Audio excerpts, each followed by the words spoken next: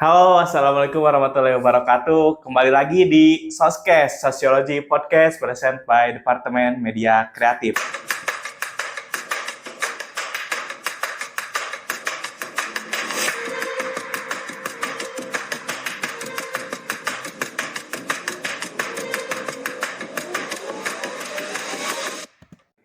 Nah, teman-teman, di Sosiologi Podcast episode kedua ini akan dipandu oleh saya, Aditya Rizky Purnama. Nah, tapi sebelum itu, harus wajib ini, apalagi kalian Social Folks dimanapun kalian berada ya, harus like dan subscribe dulu video ini gitu, biar nanti kalian gak ketinggalan informasi mengenai Himpunan Mahasiswa Sosiologi. Langsung saja, karena mungkin penasaran ya, ini penonton di sini juga nih, ribuan penonton di sini pada penasaran nih. Penasaran nggak? Ini luar biasa sekali nih penontonnya. Langsung aja kita panggilkan narasumber kita, guest star, bintang tamu kita, Ketua Umum Himpunan Mahasiswa Sosiologi Kabinet Abiyakta Dinata periode 2023-2024, Ketum Abay. Gimana, sehat? Sehat. Nah, coba ini pasti pada tahu ya anak-anak sosiologi, tapi mungkin ada yang belum tahu, yang mungkin nggak main sosial media, mungkin itu boleh perkenalan aja tuh. Oke. Perkenalkan, nama aku Muhammad Thoriq Akbar Afghani, tapi biasa dipanggil Abay gitu. Nah, asal dari Bogor, Kota Bogor. Bogor nih. Terus umur 22 tahun ya. Masih muda. Kebetulan sekarang semester 8. Udah terakhir itu Ya, tuh. semester tua lah. Semester 8, lalu juga kesibukan ya ini himpunan gitu. Ketua umum ya. Juga, ya. Dan juga skripsi lah, tipis-tipis gitu dikerjakan gitu, skripsi. Semoga lancar ya, kita doakan. Amin. Semoga lancar lah skripsiannya ya. Nah, kita ini temanya perjalanan awal petualangan dimulai ya di sosiologi gitu, dunia sosiologi. Nah, Ketum sendiri mungkin langsung aja Ketum, pengalaman Ketum gitu, pahit manisnya di sosiologi itu gimana sih tuh? Jadi kalau misalkan kita berbicara mengenai pahit atau manisnya dari masuk organisasi terutama himpunan gitu ya, banyaklah yang bisa kita ambil gitu, hikmat maupun pelajarannya. Yang pertama mungkin untuk dari pahit yang terlebih dahulu gitu ya. Nah, kan karena kita pun di sini berorganisasi sambil berkuliah gitu ya, akademik. Nah, itu pastinya akan ada bentrokan-bentrokan atau dinamika-dinamika tersendiri di dalam perjalanan yang kita buat. Nah, ketika kita menghadapi suatu persoalan atau konflik, nah di situ biasanya timbul gitu ya, akan hal kepahitan yang terjadi di dalam dinamika organisasi. Contoh ketika kita terjadi konflik-konflik entah itu internal maupun eksternal, itu kan pastinya kita pun di situ diuji atau belajar bagaimana caranya kita menyelesaikan masalah ataupun bersifat bijak gitu dalam menyelesaikan masalah. Nah, itu untuk kepahitan-kepahitan yang ada di dalam organisasi. Nah, ada juga yang kedua itu biasanya di dalam ketika kita berorganisasi itu kita dibentrokan oleh tugas-tugas. Nah, itu biasanya kita tuh sangat relate sekali ya tuh. Ya, sangat relate dengan tugas-tugas gitu. Terutama di dalam organisasi ini, ketika kita tidak bisa membagi waktu dengan baik, kan timbul konflik dan juga akan terjadinya kepahitan-kepahitan yang ada dalam organisasi gitu. Nah, ketika tugas-tugas itu tidak bisa kita selaraskan dengan organisasi gitu, tidak bisa berjalan dengan beriringan, itu akan timbul adanya dinamika-dinamika yang terjadi nantinya. Itu pastinya bakal ada ketika kita menjalani suatu proses. Nah, kalau misalkan manisnya, itu sebenarnya manisnya banyak gitu ya kalau misalkan di dalam apalagi di sosiologi ya tuh, apalagi sosiologi gitu, sangat banyak manisnya, interaksi gitu, banyak lah manisnya gitu ya. Contoh dari manisnya itu, kita di himpunan terutama kita dapat mengasah soft skill yang ada di dalam diri kita sendiri gitu, entah itu dalam hal kepemimpinan, lalu juga dalam hal mengatasi konflik dengan bijak itu seperti apa gitu. Nah, kita mendapatkan kemanisan-manisan itu tuh dari proses yang kita sudah jalani gitu. Nah, jadi ketika kita sudah menjalani suatu proses tersebut, maka akan muncul lah gitu pahit dan manisnya yang kita rasakan di dalam himpunan gitu. Oh, jadi kalau pahit dan manis itu pasti selalu ada ya, Tum? Pasti. Dan tidak akan selalu pahit aja, Tum. Ya. Pasti ada manisnya juga gitu kan. Jadi ya roda kehidupan lah ya berputar. Tapi untuk pahit manis itu sendiri bisa kita buat sendiri gitu. Apakah kita ingin manis banyak atau manisnya sedikit, atau pahitnya banyak atau pahitnya sedikit, itu bisa kita kontrol dengan proses-proses yang kita sudah jalani gitu. Jadi nggak melulu manis terus, nggak melulu pahit terus gitu. Pastinya si manis dan si pahit ini bakal beriringan gitu. Tapi kita yang bisa memilih gitu. Tidak dapat dipisahkan ya, Tum, si pahit dan si manis itu udah berpasangan gitu. Iya. Nah, Tum, sekarang gitu Ketum tuh udah ya seperti yang saya bilang tadi, Ketum gitu udah jadi ketua umum. Nah, mungkin teman-teman Sosiovols ini pengen tahu gimana sih awal perjalanannya gitu bisa menjadi ketua umum gitu sampai sekarang gitu. Kalau misalkan bercerita mengenai perjalanan di himpunan gitu ya, atau masuk ke dalam organisasi, tentunya banyak proses yang dialami gitu ya. Terutama kan dari saya pribadi pun masuk himpunan itu 3 periode. Nah, 3 periode. Itu nggak mengubah konstitusi itu tuh. Jadi ya jangan kalah lah ya. Jadi untuk 3 periode ini pastinya ada perjalanan-perjalanan maupun proses si manis atau pahit itu sendiri gitu. Nah, awal saya mengikuti himpunan ini itu berawal dari semangat maba gitu ya. Pastinya jiwa-jiwa maba itu pasti muncul gitu ya, dengan semangat-semangat maba, penasaran nih ingin mengikuti suatu organisasi, tapi ingin organisasi apa gitu ya. Nah, kebetulan saya melihat ada salah satu organisasi yang menurut saya nyambung nih dengan background saya dulu di SMA gitu. Karena kan dulu saya di SMA pun mengikuti organisasi intra sekolah gitu ya, OSIS.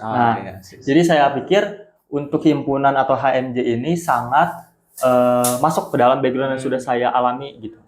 Nah, jadi ketika saya semester 3, karena kan dulu saya pun angkatan corona ya, angkatan online gitu. Jadi sama tentu, sih itu sebenarnya. Ya, jadi tentu kita pun bingung kan bagaimana sih kita cari relasi maupun mengikuti organisasi ya secara offline maupun online gitu. Nah, terutama kebetulan saya di era corona maupun online gitu ya. Jadi saya mencari cara gitu dan membuat strategi bagaimana caranya saya bisa ikut berkontribusi untuk jurusan, tapi dengan cara masih online gitu ya. Jadi ya saya mengikuti terlebih dahulu nih untuk pendaftaran dari himpunan periode awal gitu ya. Masih saya semester 3, saya ikuti, saya mencoba daftar. Kebetulan tuh waktu itu saya mendaftar di Departemen PAO sama Sosial. Nah, saya diwawancara oleh kating-kating, dan alhamdulillahnya saya keterima di Departemen PAO untuk periode awal.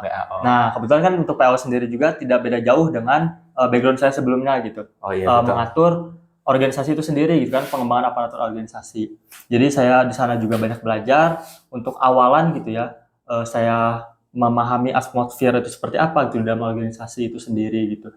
Nah, dengan seiringnya jalan, saya pun sudah menemukan, wah ternyata di sini nih saya bisa gitu. Bisa mengembangkan diri maupun membuka relasi untuk diri sendiri maupun yang lain gitu. Terus saya keterusan deh sampai 2 sampai 3 periode gitu. Jadi kayak ini seru nih kayak gitu kan. Kayaknya jadi diterusin lah sampai 2 periode, lalu ketiga periode. Nah, kebetulan untuk saya 2 periode itu ketika saya mengikuti himpunan kembali, saya sudah berbeda nih. Tadinya PAO, jadi saya rada miring sebelah, jadi belok gitu ya. Jadi rada belok lah gitu. Kemana tuh? Ke Departemen Sosial. Nah, karena kan saya mikirnya juga kayak, wah sosiologi nih, berarti bisa lah ya kalau misalkan di sosial gitu. Jadi nggak terlalu jauh banget lah gitu. Jadi kan karena passion saya pun dari SMA pun suka berinteraksi gitu ya, ngobrol dan juga berorganisasi dan yang lainnya. Jadi masuklah ke sosial itu sendiri. Nah, dalam proses itu juga tentunya pasti ada dinamika dan juga persoalan-persoalan yang bisa kita tangkap dan kita ambil pelajarannya. Nah, dengan singkat cerita, saya masuklah ke 3 periode. Nah, ketika 3 periode ini, ya alhamdulillah juga saya diberi kepercayaan terhadap kepada teman-teman semua juga masyarakat sosiologi untuk menjadi ketua umum himpunan mahasiswa jurusan sosiologi periode 2023-2024. Nah, berarti prosesnya itu memang panjang ya, Tum. Jadi nggak ujuk-ujuk gitu tiba-tiba masuk sosiologi langsung jadi ketua umum. Itu nggak ujuk-ujuk, jadi perjalanannya panjang sampai 3 periode loh gitu di organisasi. Saking memang ya itu tuh pengalaman yang sangat-sangat berharga gitu, teman-teman. Nah, tuh mungkin sebelum lanjut ya, mau minum apa nih, Tum? Duh, adanya apa nih ya di sini ya? Dia kebetulan saya tuh nawarin tapi adanya cuma kopi nih, Tum. Boleh, Gimana boleh. tuh? Nah, kita hitung di sini tuh ada kemarin tuh ada Yanto. Nah, sekarang ada Yanti. Oh, Nah, Yanti, mana boleh silakan pakai Yanti. Yantinya? Coba. Hati-hati Yanti. Ayo, hati-hati Yanti. Hey. Ya, makasih Yanti. Ah. Yanti, ininya apa lagi Yanti? Jangan lupa. Nah, itu tadi Yanti tuh. Oh, iya. Gimana? Cantik nggak tuh? Wah, Coba tebaknya di kolom komentar siapa kira-kira Yanti. Begitu ya, teman-teman. Dilanjut mungkin ya, tapi ini teman-teman. ditampi ya. Oh iya, silakan tuh, silakan. Nah, di himpunan itu sekarang tuh Kabinet Abiyakta Adinata tuh. Ya. Nah, ini salah satu yang menarik perhatian saya gitu tuh. Ketika saya melihat himpunan gitu kan, nama-nama kabinetnya gitu. Nah, ada Abiyakta Adinata sendiri itu ada filosofinya nggak tuh? Kalau misalkan ada, filosofinya seperti apa sih itu? Sebetulnya untuk nama kabinet ini sendiri sempat ada kebingungan dari saya terutama. Bagaimana cara memilih nama kabinet yang sekiranya bisa lah gitu ya bermanfaat untuk kedepannya. Tapi saya juga ini sebetulnya tidak tahu ya, kayaknya kebetulan aja gitu ya, dari kabinet sebelum-sebelumnya juga itu nama kabinetnya itu diakhiri dengan huruf A. Nah, semisal yang tadi saya sudah sebutkan, untuk periode awal saya tadi ada Arkananta. Nah, terus untuk periode keduanya ada Adigana Parahita. Nah, untuk periode yang ketiga ini yang saya ambil ini ada Abiyakta Adinata. Nah, jadi A semua ya itu. ujung-ujungnya A gitu. Nah, itu. Jadi itu sebetulnya juga kebetulan gitu ya, di ujungnya ada A-nya gitu. Nah, untuk nama kabinet ini sendiri dari Abiyakta itu artinya itu berkembang maju.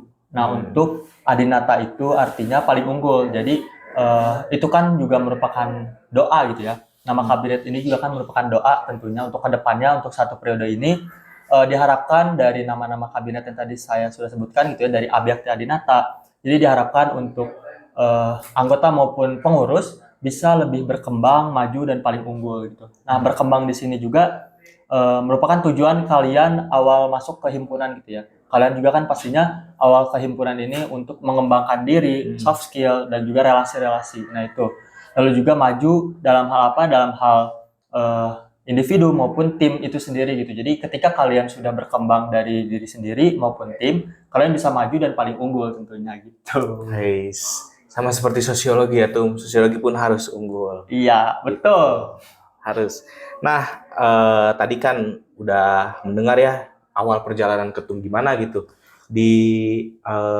untuk menjadi seorang ketua umum, terus filosofi dari kabinetnya sendiri itu apa. Nah, tuh kan di organisasi itu ya, khususnya saya juga merasakan gitu tuh. Ketika di organisasi terus ada tugas-tugas kuliah yang tadi yang pahitnya itu. Nah, itu tuh suka susah gitu tuh mengatur waktunya kan, kegiatan terus. Nah, ada nggak sih nih untuk seorang ketum yang udah 3 kali gitu kan berorganisasi, terus sampai sekarang jadi ketua umum kan pasti sibuk banget gitu ya kan. Nah, caranya gitu tuh, tips dan trik ketum untuk mengatur waktu itu gimana sih tuh? Jadi kalau misalkan dulu saya pun sebelum ikut organisasi itu sudah memikirkan nih bagaimana akademik saya gitu ya. Tentunya itu juga harus dipikirkan juga gitu. Jadi jangan sampai ketika kalian masuk organisasi untuk akademik itu dilupakan gitu. Karena kan tujuan kalian untuk kuliah juga kan untuk akademik gitu ya. Jadi si organisasi ini tuh merupakan pendorong gitu untuk kalian sesuatu pelajaran atau ilmu yang tidak ada di kelas itu kalian pelajari gitu. Karena kan tentunya kuliah itu belajar di dalam kelas gitu ya. Jika kalian ingin mencari ilmu yang tidak ada di kelas, ya kalian ikut organisasi tentunya. Nah, caranya itu mungkin kalau misalkan dari saya gitu ya, saya juga ini membagi trik lah sedikit untuk kalian dan juga untuk nantinya gitu ya yang ingin mengikuti organisasi. Biar jadi ketua juga gitu ya. Jadi untuk semester 3 awal saya ikut himpunan gitu ya, saya sudah membuat trik atau jadwal yang terstruktur gitu ya tentunya. Yang pertama, saya itu waktu itu pas online ya, saya pun kan memikirkan bagaimana caranya untuk mengenal cutting maupun mengenal teman-teman saya gitu ya. Walaupun waktu itu tuh masih online gitu. Nah, saya membuat trik nih atau membuat planning bagaimana caranya saya bisa kenalan dengan mereka tapi dengan via online gitu. Nah, saya mengikuti matkul atas untuk waktu itu semester 3 karena kan sekarang tapi kurang tahu ya bisa atau tidak. Kalau waktu itu tuh bisa saya. Nah, Kalau semester 3 itu kebetulan kalau saya tuh maaf potong tuh. Kalau sekarang itu saya nggak bisa tuh kebetulan. Gitu. Jadi ya sudah dipaket lah gitu. paket. Kalau dulu saya dari semester 3 sudah mengambil matkul atas. Sampai semester 5 saya mengambil matkul atas. Jadi kan ketika saya mengambil matkul atas, waktu itu kan saya semester 3 ngambil matkul semester 5 berarti ya. Nah, itu kan tentunya saya sekelas sama cutting-cutting. Iya. Nah, tentu otomatis saya mengenal cutting dari kelas tersebut gitu. Jadi saya pun bisa belajar banyak gitu ya. Ketika saya mengambil matkul atas atau mata kuliah atas, saya otomatis mengenal cutting-cutting gitu. Dan juga mereka mengenal satu sama lain. Nah, itu. Jadi ketika saya sudah mengambil matkul atas, tentunya kan ketika nanti sudah naik semester, saya ada beberapa SKS kosong. Oh iya. Ya, jadi kan untuk sekarang, mungkin yang dulu itu ada 24 SKS misal. Ketika saya sudah mengambil 3 SKS kan jadi berkurang. Nah, banyak pun waktu kosongnya. Nah, itu kan jadi bisa mengatur si antara organisasi maupun akademik gitu. Lalu juga tadi kan satu ya, membuat jadwal yang struktur gitu, yang berstruktur. Lalu juga memprioritaskan tugas. Jadi ketika kita sudah membuat jadwal yang terarah gitu, kita juga harus memprioritaskan tugas. Nah, saya tuh waktu itu karena online juga gitu ya. Ketika ada tugas dari dosen dikasih gitu hari itu, malamnya ketika kosong, saya langsung ngerjain. Jadi saya tidak menunda-nunda tugas Jadi nggak SKS gitu tuh.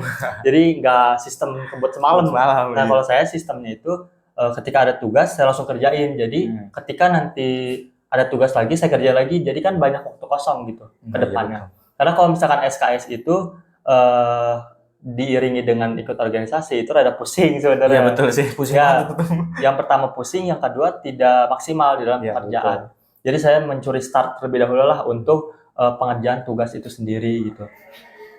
Lalu juga ada beberapa poin juga gitu ya dari yang tadi saya sudah sebutkan itu tuh kita jangan ragu untuk meminta bantuan. Nah, entah itu dalam hal kepada teman sebaya maupun kakak tingkat kalian sendiri gitu. Jadi kalian pun harus banyak bertanya juga gitu. Kalian meminta bantuan ketika ada tugas A. Nah, kalian juga kalau misalnya nggak tahu ya kalian bertanya, ngobrol gitu. Bagaimana sih cara tugas tersebut bisa selesai dan yang lain-lainnya gitu. Nah, itu. Jadi saya banyak belajar juga ketika saya mengambil mata kuliah lebih dulu dari teman-teman saya gitu ya. Ya, itu kan lebih banyak waktu kosong gitu. Jadi saya bisa mengiringi dan juga bisa berdampingan dengan akademik maupun organisasi karena dengan waktu kosong tersebut. Gitu. Tapi kebanyakan juga nih Tum, ketika bertanya tuh ya, banyak adik tingkat nih ya. Ini buat kalian-kalian juga nih sosiolog yang justru bukan bertanya bagaimana caranya, tapi tugasnya, hasilnya gitu tuh. Iya. Itu banyak banget gitu. Nah, tadi itu ya tips dan trik nih dari Ketum.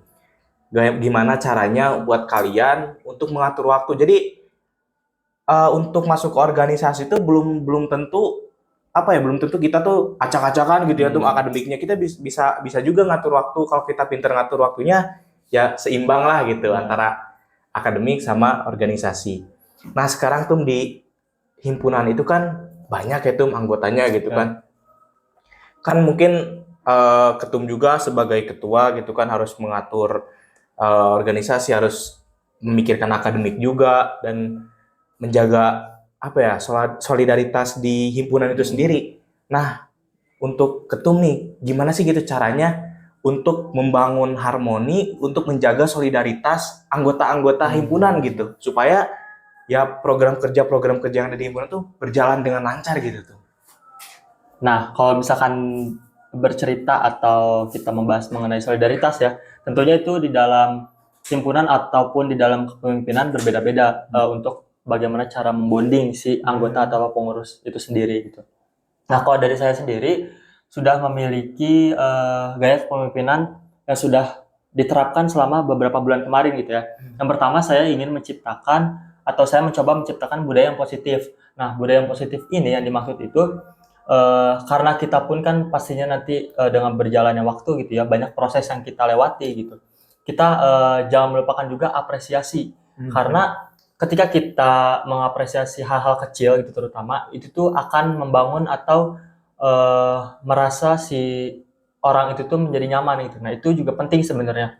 Jadi ketika kita sudah menerapkan budaya-budaya positif seperti halnya apresiasi, lalu juga kenyamanan dan yang lainnya itu pasti akan membangun jiwa solidaritas tim maupun dari individu itu sendiri gitu.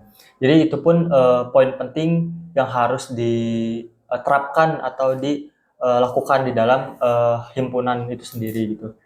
Lalu juga kita sering-sering mengadakan pertemuan rutin. Itu kan karena kan Ya, ketika betul. kita banyak berbicara ataupun sharing cerita-cerita itu kan pastinya kita ada rasa nyaman dan juga akan terbentuk nih rasa solidaritas. Jadi ketika kita sering bertemu gitu, pastinya kan nantinya juga bakal ada rapat rutinan dan yang lainnya gitu ya di himpunan. Nah, itu juga kan sebagai bonding bagaimana kita menumbuhkan rasa solidaritas maupun yang lainnya. Kita mengambil contoh kecil lah ketika salah satu departemen misalkan ya ada anggotanya yang tidak hadir di dalam rapat tersebut, kan itu pastinya menjadi sebuah pertanyaan besar gitu ya. Kenapa si anggota tersebut tidak hadir? Nah, disitulah sikap solidaritas itu muncul gitu. Entah itu dalam si kadet sendiri ataupun anggota itu sendiri gitu. Apakah si solidaritas ini atau rasa solidaritas ini sudah terbangun dari diri sendiri atau belum gitu. Itu dilihat dari keaktifan ataupun dari internal si departemen itu sendiri gitu. Jadi dibangun dulu ya tuh Ya, dibangun dulu. aura-aura positifnya Ya, lah gitu ya. aura positif. Terus dinyamanin gitu. Kalau kata lagu mah kita bikin romantis gitu tuh. Bener. Ini Nah, ada backsound nih. nah gitu dong. Penonton jangan diem aja ini. Nanti sama editor, Oke. sama editor. Nah, gini tuh, kan temanya sekarang itu dunia sosiologi ya, awal petualangan dimulai. Nah, pesan-pesan ketum nih buat mahasiswa-mahasiswa sosiologi gitu, yang apalagi yang masih baru gitu, pesan ketum nih sebagai ketua umum gitu untuk mahasiswa-mahasiswa sosiologi yang akan nanti mengalami petualangan-petualangan gitu, berbagai petualangan di sosiologi. Apa sih pesan ketum kita? Pesan dari saya mah ya untuk kalian nih terutama dari mahasiswa awal gitu ya ataupun mahasiswa tengah. Karena saya mahasiswa akhir. Untuk mahasiswa awal itu kalian mahasiswa tua. Wah, penonton satu ini sangat-sangat agresif sekali ya.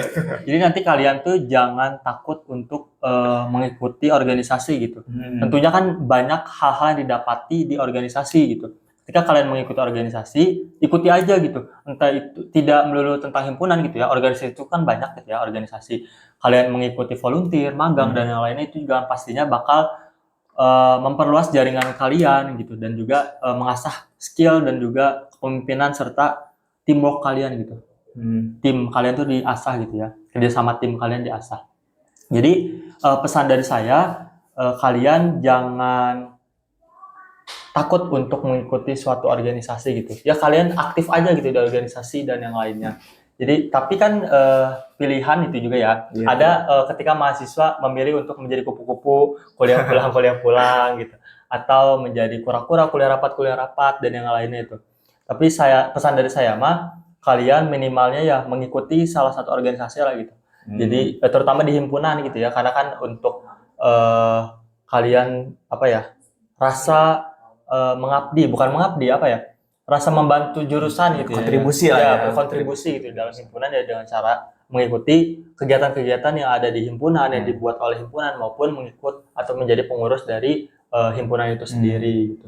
Jadi jangan takut mencoba dan juga hayu kita bebarengan lah gitu ya untuk jurusan ini gitu.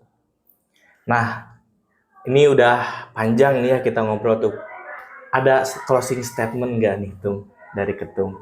Kalau misalkan dari closing statement pastinya ada gitu ya. Yang tadi sudah kita obrolin gitu pasti tentunya di dalam perjalanan itu tidak ada yang mulus gitu. Pasti ada dinamika-dinamika atau konflik-konflik tertentu gitu. Ya kita juga harus bisa menghadapi dinamika tersebut dengan bijak pastinya. Lalu juga kita jangan melupakan kita itu kan jurusan sosiologi, tentunya kita pasti belajar interaksi, lalu juga komunikasi dan yang lainnya. Itu juga kita harus terapkan kepada masyarakat maupun kita terapkan kepada teman-teman kita juga gitu.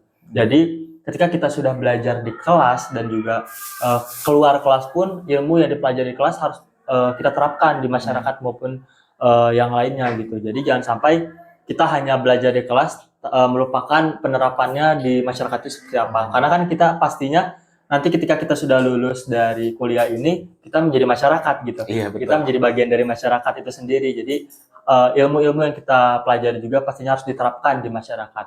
Lalu juga pasti dalam setiap keputusan itu ada pelajaran dan juga dalam setiap masalah atau kesalahan itu terdapat kesempatan untuk tumbuh dan berkembang. Lalu sekarang itu saatnya kita untuk bertindak sebagai agen perubahan yang positif tentunya. Oke, tadi kita udah banyak ya berbincang dengan Ketum, bagaimana gitu petualangan-petualangan, sharing-sharing lah gitu sama Ketum, bagaimana petualangan Ketum dari awal sampai sekarang gitu. Itu buat gambaran juga gitu buat kalian ya, Sosiofolks, untuk menghadapi gitu petualangan-petualangan yang akan datang di sosiologi. Mungkin Tum cukup sekian, mungkin terima kasih Tum. Tapi Terima sebelumnya kita punya jargon kan ya? Oke, Salam boleh. sosiologi mungkin dipimpin sama Ketum Oke. aja lah. Ikutin dah ini. Nih penonton, udah ikut semuanya. Salam sosiologi. Salam, Salam sosiologi. salam, Salam sosiologi. salam. Sosiologi. Sosiologi. Harga diri, jati diri, wani. Nah, itu dia teman-teman Sosiofolks. Selanjutnya stay tune aja di YouTube Himpunan Mahasiswa Sosiologi untuk informasi selanjutnya. Sekian, wassalamualaikum warahmatullahi wabarakatuh. Waalaikumsalam.